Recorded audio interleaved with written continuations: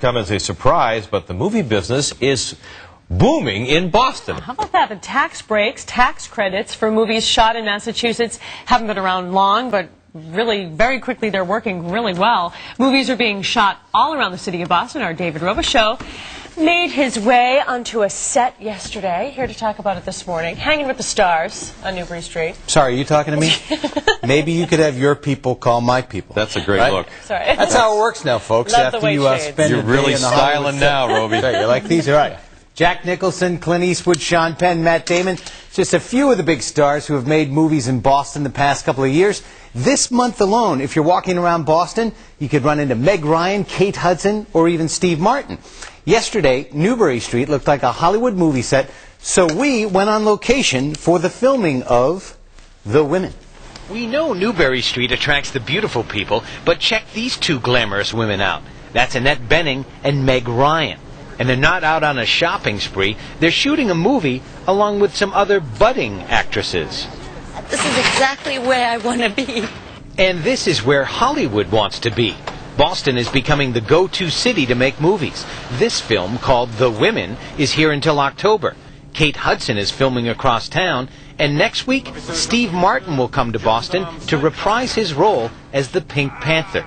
I don't think Boston's ever had more cachet in the film community as it has at this point. In part because Massachusetts has introduced tax incentives to lure movie makers from the West Coast to the East Coast. That's what we're hoping. Hollywood Northeast, and the tax incentives seem to be working, luring productions here. The more crews that come here and enjoy shooting in Boston, enjoy their time after shooting in Boston, taking advantage of all the city has to offer, the more productions will come. The Women is aptly titled. The director, Diane English, is making her debut. The entire cast is female, including all the extras. I'm hearing there are no men in the film? Not a one, not even in the background. In fact, we were at the Boston Public Library and asked them to take down portraits of men and the busts of men and replace them with women. So not one male face will be seen during the whole film. You could say it's the ultimate chick flick. You could say that.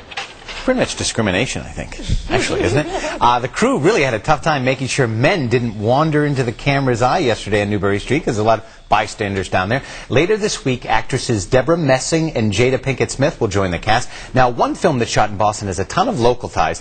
Gone Baby Gone will open in October. It's based on a novel by Dennis Lehane, a local writer. He also wrote Mystic River. Now, that book was turned into an Oscar-winning film by Clint Eastwood. The movie's directed by Cambridge native Ben Affleck and stars Ben's brother Casey. And Casey's in two big movies coming up, but I've heard that Gone Baby Gone is all about Boston. Beautiful shots, lots of aerials, and they nail the accents, too. It's supposed to be very authentic accents. So a lot going on here in like Hollywood. Departed. The Departed really felt like Boston because they knew what they were doing. Yeah. So what's the sequel? The Men? I know. Hopefully that'll be shot in Boston, too, you know, right? they were really kind of vague about the plot, so I don't know. We'll have to see when it comes out. But I tell you, nothing more irritating than a movie about Boston shot somewhere else. Yeah, You know, like Vancouver, North Carolina. All right, Roby, thanks very much. Okay. And if you want to see raw video from the set of The Women, Roby with some of the women, go to our website, wbztv.com, and click on Entertainment.